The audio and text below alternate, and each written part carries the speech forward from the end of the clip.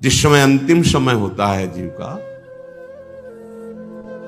या जिस समय गर्भ में होता है, दोनों स्थितियों में, गर्भ में उसे बहुत जन्मों की याद आती है, तो वो व्याकुल हो जाता है। ऐसे ऐसे कर्म उनके परिणाम से इस गर्भ में, एक बार प्रभु एक बार मुझे निकाल दो, मैं जाकर के मानव देह में ऐसे सत्कर्म करूंगा, ऐसा भजन करूंगा कि दोबारा मां के गर्भ में ना आना। जब अंतिम समय होता है तो जितने इस जन्म में दुष्कर्म या सत्कर्म के सब सामने घेर लेते हैं, बहुत जन्मों के कर्म संस्कार छा जाते हैं, और जो उसको योनि मिलनी होती है वही चित्त अटक जाता है। आगे बहुत सावधान, बहुत सावधान। कह रहे हरिराम व्यास जी, 14 लोकों में घूम कर, मेरी स्मृति इस समय जागृत, 14 लोकों में घूमा हूं, हर जगह सुख भोग की लालसा में हरि का विस्मरण ही होता रहा। हरि का स्मरण कब होता है अखंड? जब लौकिक सुखों की, भोगों की चाह खत्म हो जाती है। होगी कैसे? भगवान नाम जप से। हरि का विस्मरण कब होता है? जब किसी भी भोग में महत्व करके भोग रहे होगे, उस समय हरि, और अगर हरि स्मरण है तो उसमें सुख नहीं मिल सकता, क्योंकि सत्य प्रकाश तुम्हारे साथ है। इसीलिए बड़े भाग्यशाली जन हैं जो रात दिन नाम का पहरा बैठा लिए हैं। रात दिन नाम, उठे बैठे चले फिरे खाए पिए सब क्रियाएं हो रही, और भगवत स्मरण परायण, बड़े महत भाग्यशाली। ये जो लोग कहते हैं ना, नाम में रुचि नहीं हो रही, नाम चल नहीं रहा, भाई सिद्ध तो नहीं हो गए ना। रुचि तो भोगों में है, अब नाम अरुचि पैदा करेगा भोगों में, फिर नाम में जब रुचि आएगी तो नामी का रूप झलकेगा। धैर्य पूर्वक जपिए। 14 भुवनों में घूम आया, इसी स्वार्थ ने सुख भोग की लालसा ने हरि विस्मरण कराया, हरि विसरायो। करोड़ों ऐसे अपराध किए जन्म जन्मांतरों में, जिन्हें ब्रह्म हत्या कहते हैं। पंच महापाप कहे गए हैं। कैसी बुद्धि मलिन हो गई है कि इन पंच महापापों को हम मनोरंजन समझते हैं, सुख का साधन समझते हैं। मदिरा पीना, पर स्त्री गमन करना, द्वित कीड़ा, हिंसा, स्वर्ण चोरी, ये 5 महापाप कहे। बोले हम तो हिंसा नहीं करते, अगर मांस खाते हो तो हिंसक ही हो, वही दंड मिलेगा जो हिंसा करने वाले को मिला है। वैसे जिसे कोई गौ हत्या करता है और आप मांस खाते हैं, तो बिल्कुल वही हत्या आपको प्रताड़ित करेगी, आपको जलाएगी, आपका नाश करेगी। कोटि गाय ब्राह्मण मारे को ताप पाप उपजायो। ब्रह्म हत्या जैसा पाप लगता है। देखो कैसी मलिनता है। इसको हम आनंद समझते हैं, मनोरंजन समझते हैं। यह है भारी विपत्ति संपत्ति की। बहुत बहुत सावधान। यह ऐसा धुआं उठा है कलिकाल का, मलिनता का, कि पापाचरण में रति है। जैसे निष्ठावान धर्मात्मा पुरुष धर्म से विचलित नहीं हो सकता, ऐसे ही हम अधर्म निष्ठा वाले बन रहे हैं। स्वागत में तो मदिरा ही प्रधान हो रही है।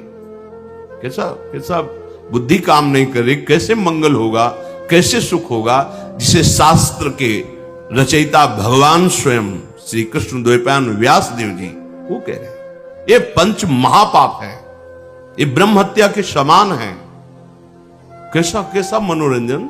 मित्र मिले, क्या स्वागत में मदिरा रखी जाए, और बहुत भाई धनी है, ऐश्वर्यवान, तो मांस भक्षण और व्यभिचार, मनोरंजन के लिए द्वैत कीड़ा, दूसरों का धन अपहरण करना, हिंसा करना स्वभाव। क्या हो रहा है? बोले पाप ताप उपजायो, भारी ताप।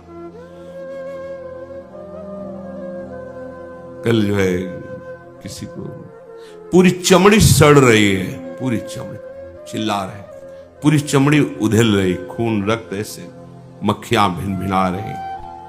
क्या हुआ? कर्म बिगड़ गया, मानव देह मिली, जीना मुश्किल है, प्रतिपल आह, अब जब तक जिए तब तक वो चीखता रहेगा। अर्थ नहीं है औषधि के लिए, कोई पास नहीं जा रहा है। आप समझो, जब कर्म अपना दंड देना प्रारंभ करेगा तो कोई तुम्हारी रक्षा नहीं कर पाएगा। बात समझो।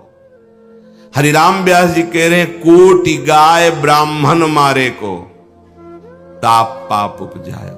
आप देश विदेश घूम रहे, आप मांस भक्षण कर रहे हैं, क्या आपको यह जानकारी है कि विधर्मियों ने तलवार की नोक पर उसको पवाने की चेष्टा करते थे तो गर्दन कटवा लेते थे जन, पर उसको कभी जवान पे नहीं रखा, ऐसे चीर दिए गए, स्वीकार कर लिया, पर उन्होंने उसको रख। आज तुम पैसे देके खाते हो, तुम जानकारी करते हो कि जो तुम देश विदेश से घूम रहे हो, गर्दन उतरवाना स्वीकार कर लिया पर चखा नहीं। आज तुम्हारी बुद्धि इतनी भ्रष्ट है कि तुम पैसा देकर उसे खाते हो और अपने को मनुष्य कहते हो, अपने को जो भी नाम दो कि हम ये सनातनी, हम ये धर्म में चलने वाले। आप क्या, सनातन भगवान का नाम है, भगवान का नाम सनातन है। तुम भगवान के हो तो भगवान की आज्ञा का पालन करो। तुम्हारे लिए जो बना हुआ आहार है उसे आप पाओ, धर्म पूर्वक चलो। महापाप हम हर्षित होकर करते हैं, बातें बड़ी बड़ी ज्ञान वैराग्य बड़ी उन्नति की बातें करते हैं, और हमारे आचरण कैसे होते हैं। सुधार करो भाई, सुधार कर लो।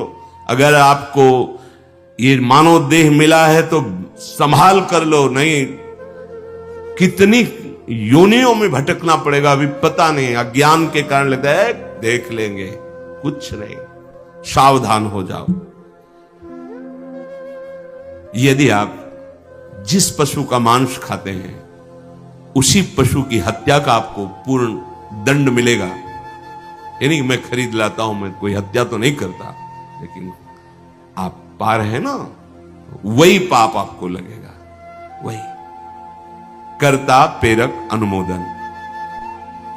आगे कह रहे, कभी नीच प्रवृत्ति धारण करके, नीच योनि में जन्म लेकर के नाना प्रकार की चोरी कपट छल, बस कैसे पेट भरे।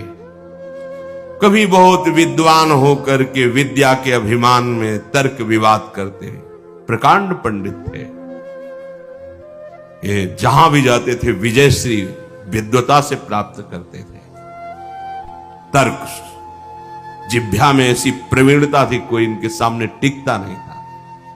तो वहां फिर नमस्कार, पूजा, सम्मान, वाहवाही। कबहू क विद्यावाद स्वाद लगी, ब्राह्मण हुए पूजवायो। जब कोई प्रणाम करता है, नमस्कार करता है, प्रशंसा करता है, अच्छा लगता है। वो अच्छा लगना देह भाव को पुष्ट करके भगवत विस्मृति के गर्त में गिरा देगा। कभी तो इतनी गरीबी देखी है, कभी किसी योनि में ये देखा कि राजा बन गया, छत्र चौर बड़ा वैभव, लेकिन उधर गरीबी में भूख से व्याकुल होकर भगवत स्मृति रहित जीवन गया। कभी इतना वैभव कि उसके अभिमान में प्रभु को भूलकर भटकता रहा। ये ऐसी माया है कि जो जहां है उसी में आसक्त है। महाभारत में प्रसंग आता है, भगवान व्यास देव जी जा रहे थे तो एक नाली का कीड़ा निकलकर बड़ी तीव्र गति से मार्ग को लांघ रहा था। वह भाई, इतनी रफ्तार से आप जा रहे हो, क्यों, क्या पीड़ा है तुम्हें?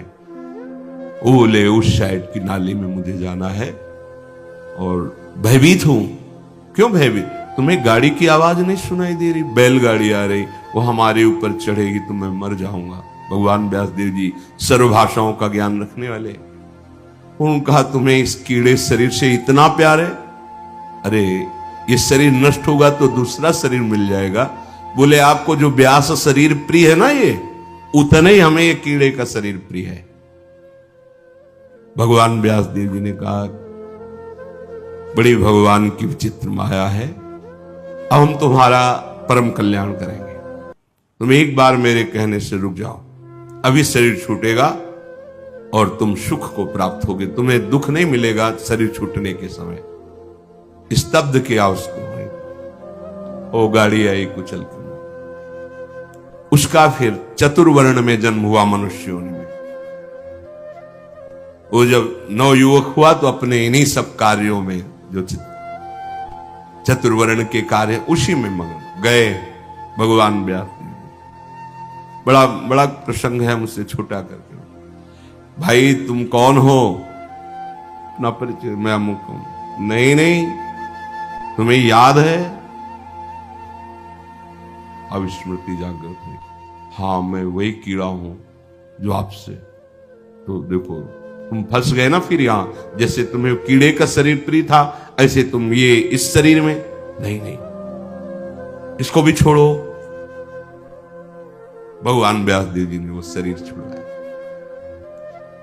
क्रम से वो प्रथम वर्ण में जब उस ऐसे राजा बना, तृतीय वर्ण, ओ चंवर डुलाए। तुम्हें याद है? हर वर्ण में उसका जन्म हुआ क्रम से। तुम्हें याद है? हाँ, मैं चक्रवर्ती राजा हूं, मेरा है भाई वो, मुझे स्मृति। नहीं नहीं, तब पूर्व, हाँ मैं नाली कीड़ा था, मैं ये समझो। भगवत स्मृति धारण करो, इस पे राग मत करो। वहां त्याग कराया। जब प्रथम वर्ण में जन्मा, वो अपने कार्य में विद्वान होकर ऐसे उपरोहिता। फिर भगवान व्यास देव, तुम्हें याद है? शास्त्र याद है? ये सब नहीं, पूर्व स्मृति याद है? पूरी याद कर। हाँ, अब एकांत वन सेवन कर, और मैं जो ब्रह्म विद्या का उपदेश कर रहा हूं उसको धारण कर, तो परम पद को प्राप्त हो। उसमें दिखाया कि जिस शरीर में जीव जाता है उसी को ऐसा मानता है ये मेरा है, और मानो पहली बार मैं इस सृष्टि में आया हूं, सब भूल जाता है। और जो उसके सामने परिवार, भोग, उसी में आसक्त होकर उसी का चिंतन करके, ये बहुत काल से चल रहा है। जब भगवत प्रताप से स्मृति जागृत हुई तो कह रहे हरिराम व्यास जी, कभी मैं नीच वर्ण में जन्मा तो नाना प्रकार के नीच कर्म करता रहा। कभी उच्च वर्ण में जन्मा तो बस यही वाद विवाद और तर्क प्रणाम नमस्कार, इसमें पूरा जीवन विस्मरण कर दिया हरि का। कभी मैं बहुत गरीब हुआ तो घर घर पेट पालने के लिए उनकी जूठन खाई। कभी सिंहासन पर बैठकर राजा हुआ, छत्र चंवर डुल रहे, भूल गया ऐश्वर्य में प्रभु को। कबहू का कंचन कामिनी लगी, रन दूल्हा विरद बुलायो। कबहू क विषयी विषयन कारण, घरि तज मूड मुड़ायो। ऐसे नाना धर्म कर्म करी, जन्म जन्म डहकायो। अब कै रसिक अनन्य व्यास ही, राधा रमण दिखायो।